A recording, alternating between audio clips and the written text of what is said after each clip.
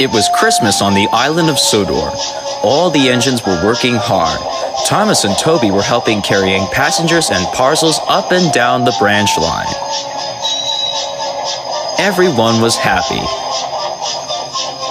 Only the coaches, Annie and Clarabelle, were complaining. "It's always the same before Christmas," they groaned. "We feel so full. We feel so full." "Oh, come on," said Thomas. "Where's your festive spirit? Christmas Day is almost here." By the side of the track was a cottage with a familiar figure waving to them. "It's Mrs. Kindly," said Thomas. "Beep, beep! Happy Christmas!" Thomas always felt better seeing her. Christmas just wouldn't be Christmas without Mrs. Kindly, he said to himself. When the work was over, he came to see the engines. All their coats had been polished. "Huh," said Gordon. "Just look at us. Your driver will have to work fast to make you look as smart as us." "Never mind that," replied Thomas. "I have something important to say. Do you realize it's been a whole year since Mrs. Kindly saved us from a nasty accident? You remember when she was ill in bed and—" "Yes, of course," interrupted Edward. "You told us how she used her red gown to warn you about a landslide ahead." "And you and Toby gave her presents," added Percy, "and Sir Topham Hatt sent her to the seaside to get better."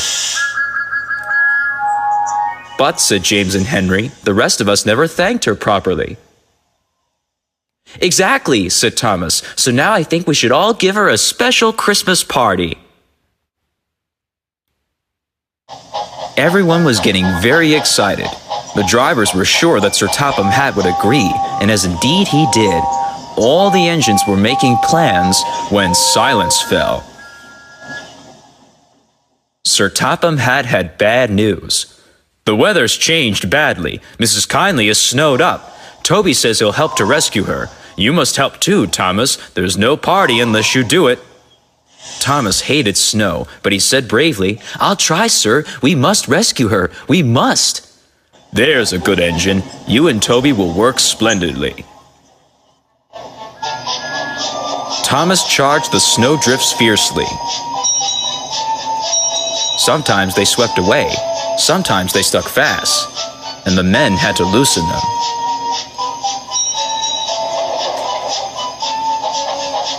But by the cutting near the cottage, they could go no further. "Look at that!" exclaimed Thomas's fireman. "Beep, beep! Here we are!" An answering wave came from an upstairs window. Then they heard a familiar sound. "That's Terence the tractor," said Thomas. "He's come to help too." And sure enough, Terence had a snowplow and was clearing a patch to the railway line and safety.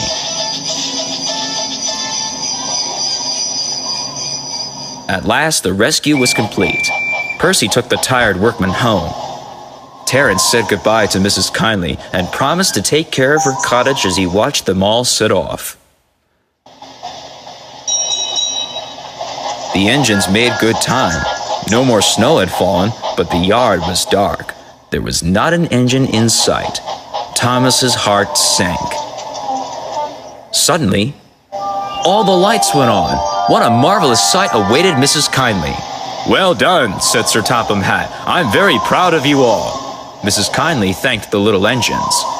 "Thomas and Toby are old friends," she said. "And now, Percy, you are my friend too." Percy was pleased. "3 cheers for Mrs. Kindly," he called. "Beep, beep, beep!" All the engines whistled. "We wish you a Merry Christmas, we wish you a Merry Christmas, we wish you a Merry Christmas and a Happy New Year."